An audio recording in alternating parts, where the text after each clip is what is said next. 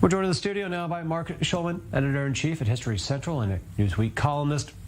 Marc, thanks for being with us. A lot clearly happening just this in these last day here on the U.S. moves in particular here. Was this set of responses in the White House playbook, reactionary in other words, or was there something new emerging right now from Biden? No, look, I mean, it's the playbook that they planned in the sense of increasing sanctions. The argument was always being made, should we put the sanctions in advance because we know he's going to do something? I think that was always stupid because the idea is you want to use the sanctions as some sort of leverage. It may not be strong enough leverage, but you want to use them and say, you know, don't do more, we'll have more sanctions. And I think what's become very clear is that the initial sanctions are not all that strong, but they'll hurt. Additional sanctions can hurt more. Will it be enough to stop Putin? I doubt it very much because that's not what really he cares about. We'll get into that topic in depth here coming up. But looking at the U.S. and the wider picture here on the troop movements now we're seeing to NATO allies, troop deployments, U.S. troops, how far does it appear the U.S. is willing to go on this to thwart Vladimir Putin right now? Okay, so quite clearly the United States is willing to go to war if he attacks one of the NATO allies. And I guess one of the big fears is his next thing on his agenda will be to demand a passageway to Kaliningrad, which is a Russian enclave within Poland and Lithuania. And that would be clearly war. I mean, it goes really back to Hitler and Danzig. I mean, the replay of events previously slightly changed geography, but is really frightening. So the United States wants to make it very clear that if Russia attacks or tries to attack Lithuania, Poland, any of the NATO allies, that will mean war. And of course, that's the only real way of deterring Putin. In terms of Ukraine, the United States will continue to send them advanced weaponry, as much as they can send, as quickly as they can send, to try to make it as costly as possible for Putin to go forward. And I have no doubt that he's planning to go forward. Along those lines here, Putin's moves now, as we're seeing, does it appear they're catching the West by surprise? I mean, there's been a lot of preludes to this, going back some 12 years, especially from 2014 in this Donbass region. Even after all that, does it appear that the West was perhaps not ready for these moves by Putin? Okay, I mean, it depends on what you mean by not ready. I mean, the fact of the matter is everyone knew that Putin had his eye on Ukraine. Even Trump in his crazy statements yesterday claims that he kept on saying the fact that he had his eye on Ukraine. So there was no question, and he wrote an article not that long ago where he basically said Ukraine shouldn't exist as a sovereign state. So clearly it was on the agenda. Timing, I mean, we've known timing now for about 6 or 8 weeks. The United States has made it very clear this is what they're planning to do. Tactically, I'm not sure everyone thought that he would do what he's currently doing, and his current plan seems to be to recognize the independence of these two provinces and then claim that their territorial integrity is important and then use his troops to try to oust Ukraine from which currently is in 2/3 of these provinces. So that's where the war, if it's going to start, is going to start. Russian troops supporting these separatists. And keep in mind, these separatists are a fiction. They were a fiction created by the SVG and created by the Russians. They would not on their own have even existed. They exist because the Russians created them. And when the Ukrainian army tried to put them down in 2014, in September 2014, the Russian army came to their aid. Maybe not officially, but unofficially, they came in and they pushed back the Ukrainian army. So there's no real surprise here.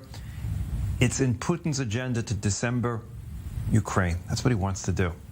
And the question is, how far will they go and how big a price will he pay?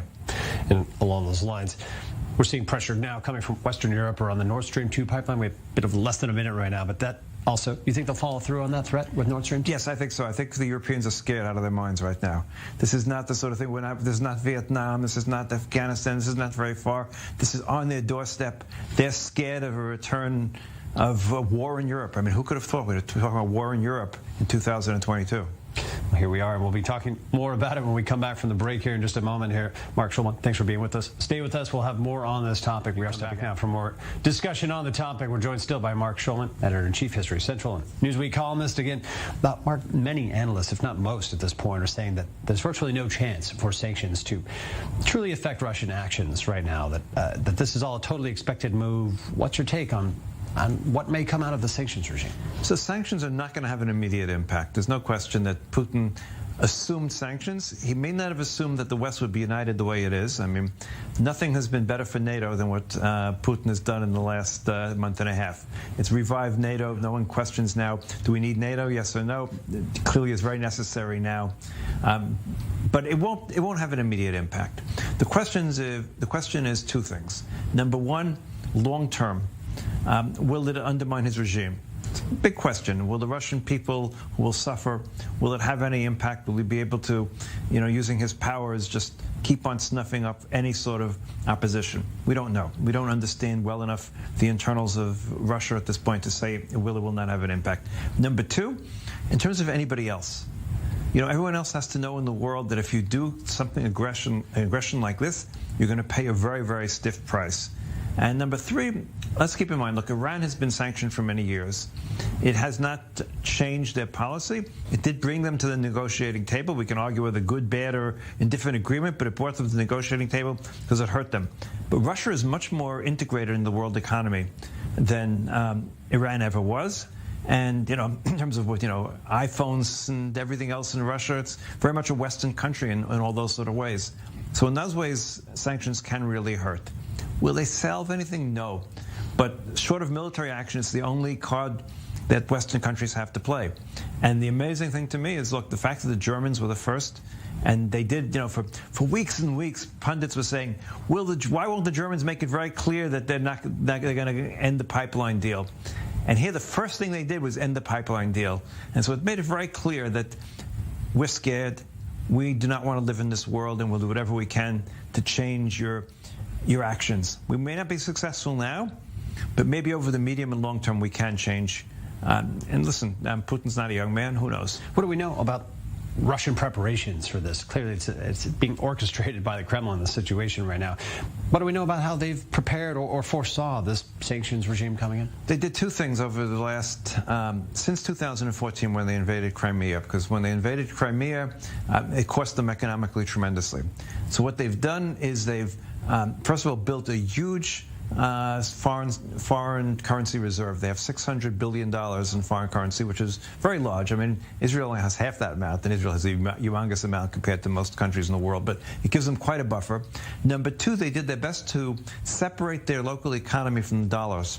And while they get import money from dollars, they've tried to separate their banking and everything else as much as possible. They've created a buffer. They knew this was coming. This isn't something that happened from today to tomorrow. The only sanctions that could really, really hurt them is oil sanctions, but that will hurt everybody else too, and that's one of the big problems with sanction regimes. How much do you do that hurts the person you're sanctioning versus hurting yourself? And that really is the big question, and why the world is very limited in terms of sanctions against their oil production. Is it too soon to say whether this is going to boil down ultimately to an economic standoff? No, I don't think it's going to be an economic standoff. I think it'll be more closer to a military standoff. And again, it depends. We do not know. Does Putin just want to December the Ukraine? Will the Ukrainians really fight? Lots of unknowns and very dangerous. This is the most dangerous situation Europe has been in since the end of World War II. Stark analysis coming from all corners. And Marc Schulman, thanks for being with us in depth on this topic here. Continue developing.